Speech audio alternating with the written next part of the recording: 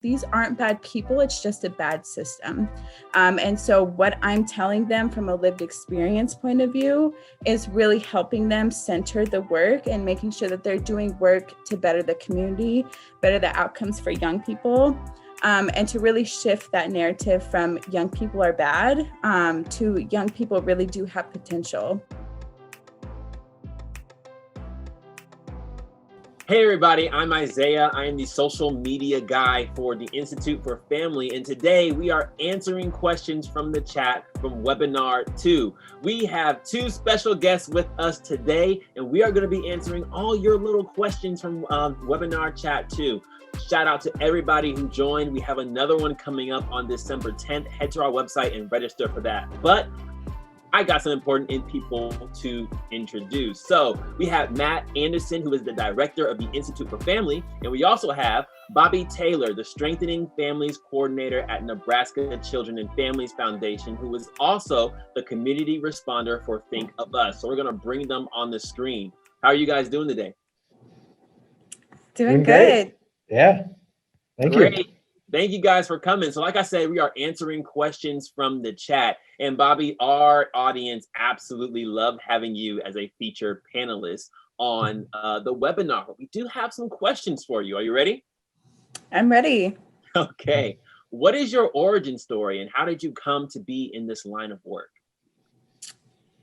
Yeah, so my origin story, actually aged out of care at 19. And it wasn't a pretty age out, right? So I was 19, I was homeless because they couldn't find housing for me, but I ended up moving in with my sister. So I wasn't homeless for a long time, right? But in that time, I was really struggling. I didn't have any social connections. I really didn't have a lot of friends. I didn't have informal supports. And, financially, I was kind of struggling. And so my best friend to this day, Raven, who also has lived experience, she invited me to this group called Project Everlast here in Lincoln, Nebraska. And so I was like, I don't want to do more programming. Like I've spent the majority of my life in programming. Like I'm not feeling it. She was like, no, she was like, please come, you're going to enjoy it. It's free food, it's free dinner. And there's people that just like understand without having to talk about it. Right. So I kind of like dissed her a couple of times. I'm like, no, I'm good. No, I'm good. Well, one night it came to, I was struggling for groceries. And so I was like, oh, well, they got free food and it's pizza. That's my favorite. I'm going to go. I went and it was the most enriching experience ever. I mean, there was a whole bunch of young people there that were my age. I mean, the food was great. It was pizza. So that was my favorite. But what really captured and captivated my attention was that they were all working on this project. I think it was videos that they were going to start kind of producing that would go to community awareness around a specific topic. And I think it was siblings at that time, just connecting siblings and stopping the separation of siblings. And so that kind of enticed me a little bit. And I was like, I want to be like more involved in this. And so I kept coming back and I kept coming back. And through that, these advocacy opportunities just started popping up, right? They're like, Bobbi, your voice is really needed. We'd really like you to be at this meeting, or we'd really like you to be on this panel. And so that was kind of like my first step in the water of advocacy. And it was a lot of professionals that, I mean, I had a huge bias against in the first place, right? I was like, oh, you guys are all terrible because I had a terrible experience in the system. But as I started kind of being more immersed in that world, I was like, these aren't bad people, it's just a bad system. And so what I'm telling them from a lived experience point of view is really helping them center the work and making sure that they're doing work to better the community, better the outcomes for young people. And to really shift that narrative from young people are bad to young people really do have potential. So that's kind of how I got started in this work, and it just kind of evolved into more local opportunities. Then it went to statewide, and then eventually I got introduced to national advocacy, which I absolutely love, through the Jim Casey initiative, and through Youth Thrive framework. So they're very inclusive of young people's voices and incorporating them. And that's where I am today, is I'm advocating, and now I have a professional title in organizations that really honor that work. Wow, that's absolutely incredible. So your journey really started with an invite to the table. You got an invite to speak at the table, and from there, your voice has just been elevated through the system. That's amazing. That's absolutely incredible. I think we need to focus more on that, taking people with lived experiences and giving them a seat, because they do have better insight to the system and how it feels and how it impacts individual life. So that brings me to my next question. In the webinar, you talked a lot about authentic engagement. I feel like that's really key to kind of your life and your experiences. So what does authentic engagement mean, and why is it so important? Yeah, so there's a lot of ways to interpret authentic engagement, but the best way that I honor it is really being inclusive and being intentional of bringing lived experience to the table, but making sure that they're not being tokenized. They're not being used for their very vulnerable stories, and to actually power share and partner with them to really create innovative solutions that fix the system or fix the problem or shift those negative narratives. So when I think of authentic engagement, I mean, it's a whole bunch of professionals around the table with lived experience, and they're partnering together to identify some of those root causes in the system that generally don't get brought up, right? It's kind of been historically a hierarchy of a lot of people on top making decisions, and not a lot of people who are being impacted by those decisions being able to elevate what's actually wrong with it. And so finding like that middle ground of empowerment and just community and power sharing, that's how I see authentic engagement. And it also centers around relationships too. Relationships are very, very key.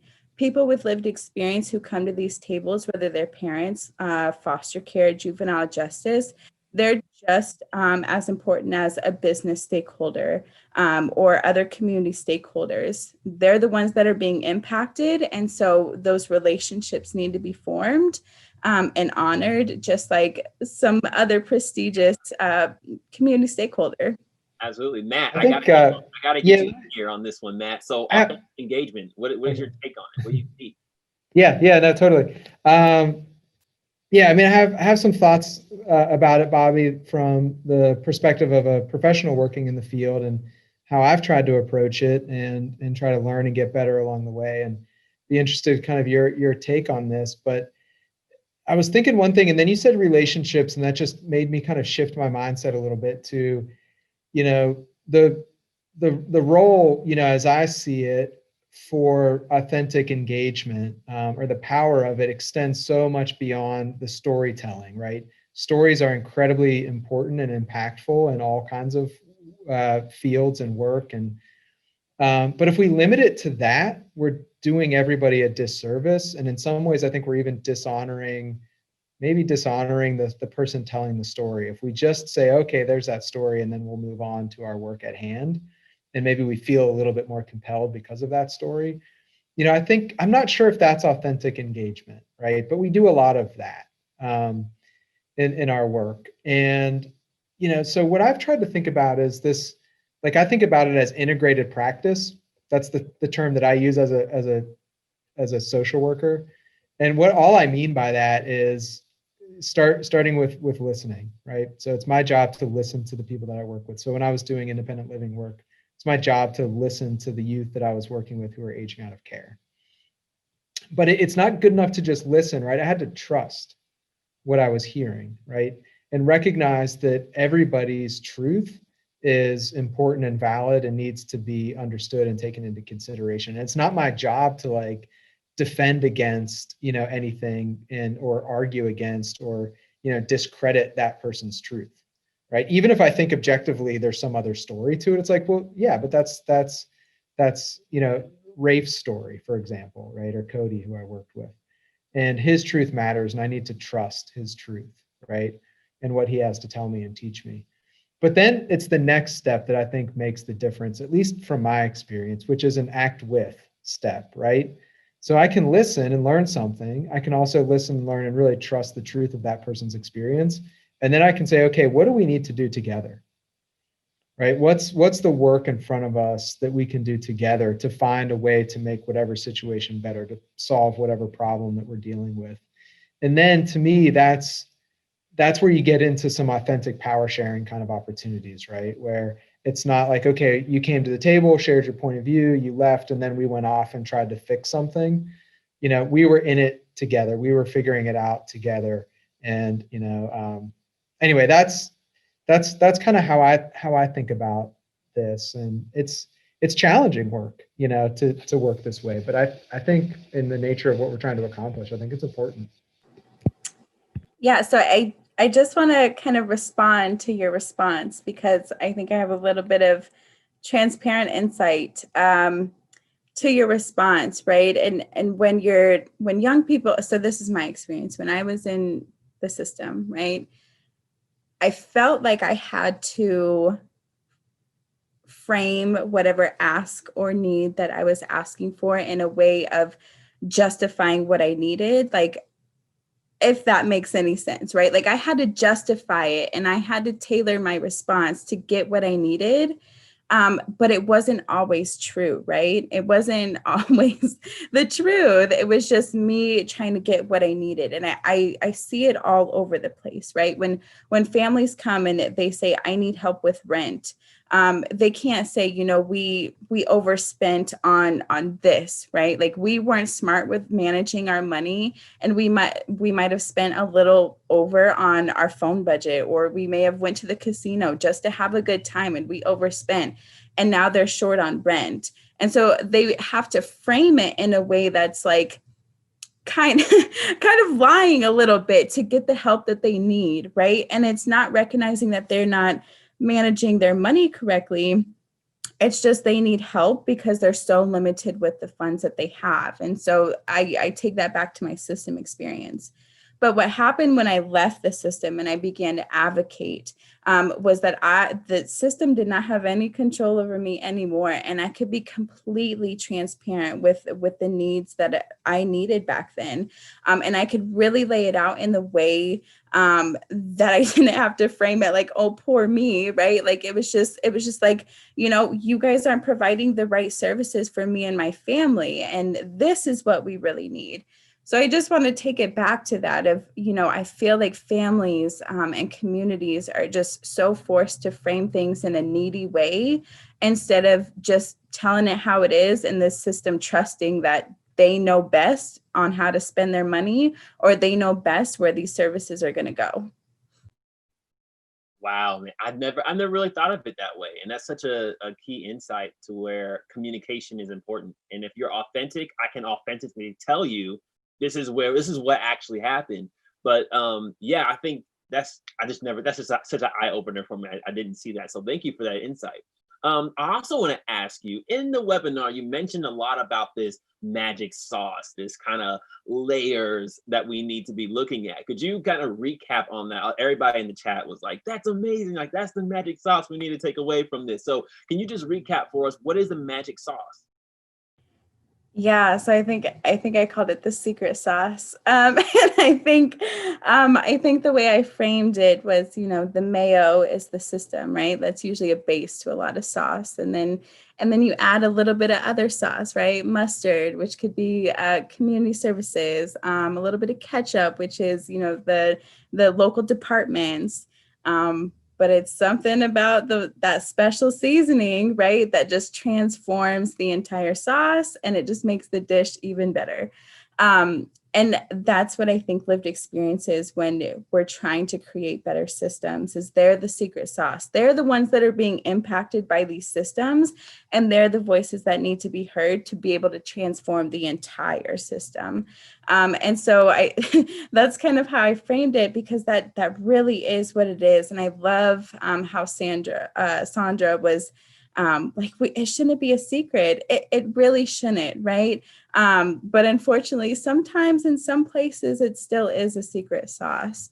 And, I think when we're thinking about systems change and we're thinking about transforming child welfare, I think there's going to come a time where there's going to be the secret sauce addressing these very root or symptomatic symptoms of the system.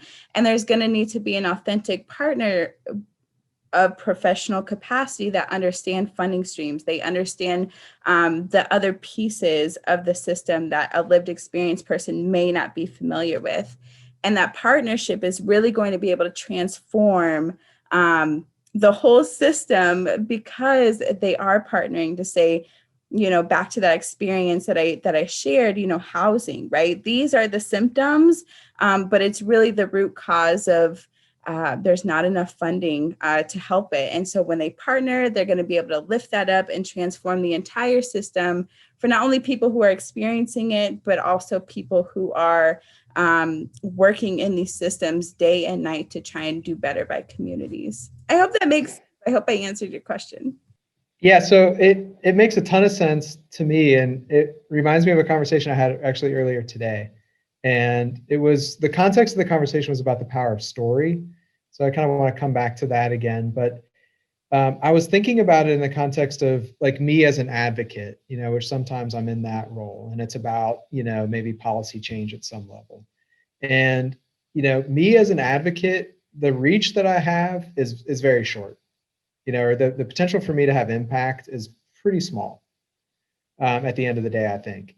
And if I decide to partner with, you, Bobbi, for example, and we say, okay, let's go together and advocate for this, whatever it is, then the reach is extended 100-fold, 1,000,000-fold, whatever, right?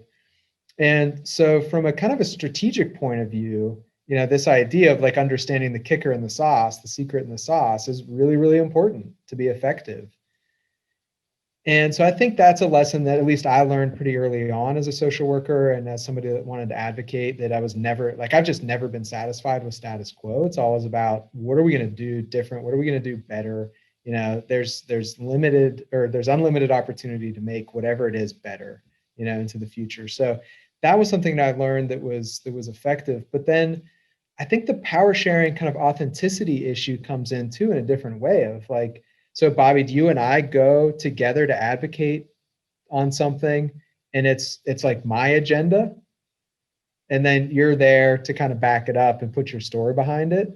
Well, that's one way to approach it. Or, do you and I sit down together and the conversation starts with, Bobbi, what do you think, the agenda is? And you say, well, from my experience, it's X, Y, Z. And then, together we can craft something that says, okay, can we come together on this as a shared agenda, co-created agenda that, pulls from my professional point of view and your lived point of view. And there's this expertise that comes together that's far more powerful than, if I just had an agenda and your story backed it up. That's not an authentic sort of power sharing kind of approach. But, anyway, so I think there's a strategy to the secret sauce, but then there's, the sauce really has to be, the chef is you, not me at the end of the day.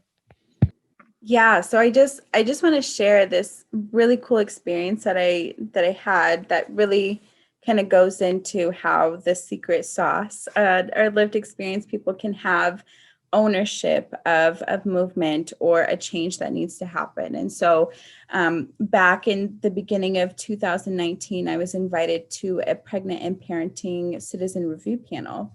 And we really identified a lot of issues, right? And it's a collective of lived experience people, but it wasn't just foster care, juvenile justice. It was nurses that were in the community. It was, just regular people that may have had CPS cases. It was a diverse group. And so what we were able to do was we were able to get some funding to create this October forum, right, where we invited a bunch of different systems, where we invited the department, we invited probation, we invited a whole bunch of people that really have connections with the pregnant and parenting population. And so that whole event, and the whole agenda of the event was created by lived experience people from that pregnant and parenting CRP. And so what we highlighted were 5 different topic areas that we really wanted system leaders and professionals to start focusing on. And so one of them was like the autonomy of parents, right? Like they should have voice and choice, education opportunities. There was one about placement, right? Like specific to foster care. If there's no placements for for foster moms, kids that are in the foster care system that are now becoming parents, if there's no space for them, they get kicked out of foster care, or they're forced out, or they just don't have a placement. The other thing that we really wanted to be intentional about focusing on was policies.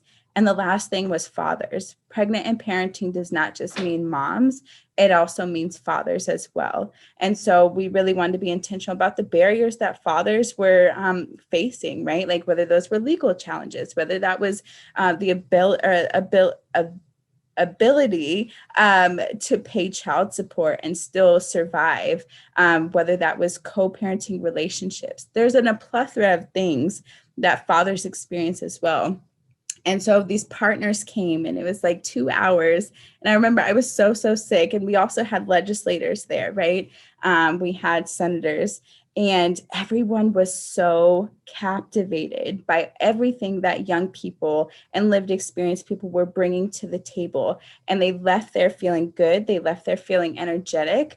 And they were really engaged and started moving the work forward, right?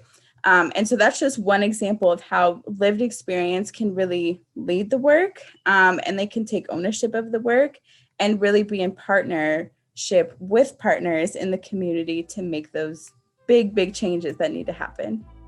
I am so grateful that we are able to continue the conversation in this type of format. We are answering questions from the chat, and we are pushing the needle forward with these important conversations.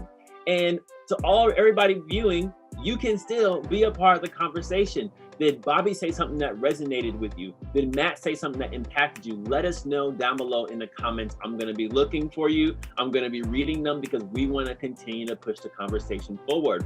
We do have a future conversation coming up. On December 10th, we have the last webinar in our 3-part series, The Unlearning of Child Welfare. We want to have you there so that we can respond back to you, so that we can hear from prominent people in the field to see how we can affect change across the board, so we can add that secret sauce to our system and really be able to impact families. Be sure to follow us on our website and all of our social, everything. Go to instituteforfamily.org and you can get plugged into everything we do. I want to say thank you to Bobbi for joining us today, and thank you for Matt for joining us today. And hopefully we get to see you on our next webinar. Thanks, guys.